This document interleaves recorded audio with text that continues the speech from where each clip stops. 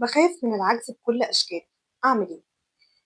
أنت إنسان ودي حقيقة فيك مش هتتغير، والعجز من أهم صفاتك كبشر، لأن الله هو الرب سبحانه وتعالى هو الإله وأنت هو العبد، فمهما حصل في الدنيا هتفضل أنت العبد. يعني الحياة دي مش بتتغير، إحنا اللي في الدنيا وسط أغاني التحفيز يمكن وسط الكلام كتير عن قوى الإنسان الجبارة بدأنا ننسى إن دي حقيقة، إن ربنا سبحانه وتعالى علمها لنا في القرآن وعلمها لنا في الأديان كلها. أنت عبد، قدرتك محدودة، أنت مشيئتك تابعة لمشيئة ربنا سبحانه وتعالى. لا يكون في ملكه سبحانه وتعالى إلا ما شاء وما أراد.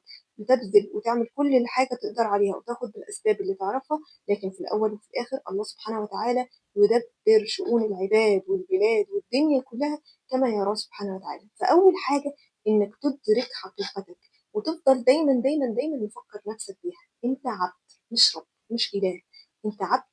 وتدرك حدودك. ايه حدودي؟ حدودي ان انا عبد ربنا سبحانه وتعالى، مثلا ما ادانيش القدره ان انا اكون اهدي الناس، لا، ربنا سبحانه وتعالى حط قواعد للهدايه.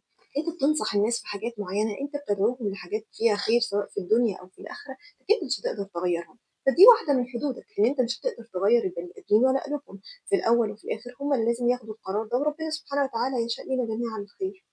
تاني حاجة ادرك حدودك، إن في مشاكل هي أكبر منك بكتير جدا، وإن أنت دورك فيها مش مطلوب منك كل الحاجات اللي في دماغك دي، وبالتالي أنت اللي بتطلب من نفسك أكتر من المفروض، فبتحس بالعجز وبالإحباط.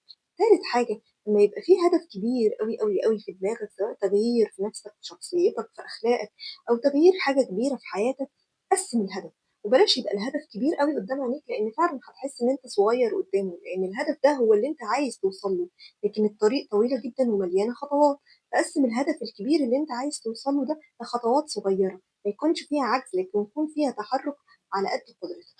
آخر حاجة، استعن بالله ولا تعجز سبحانه وتعالى. من أكبر الأخطاء اللي بنقع فيها لما بنشوف نفسنا فاعلين أو مؤثرين أو إحنا اللي بنغير أي حاجة.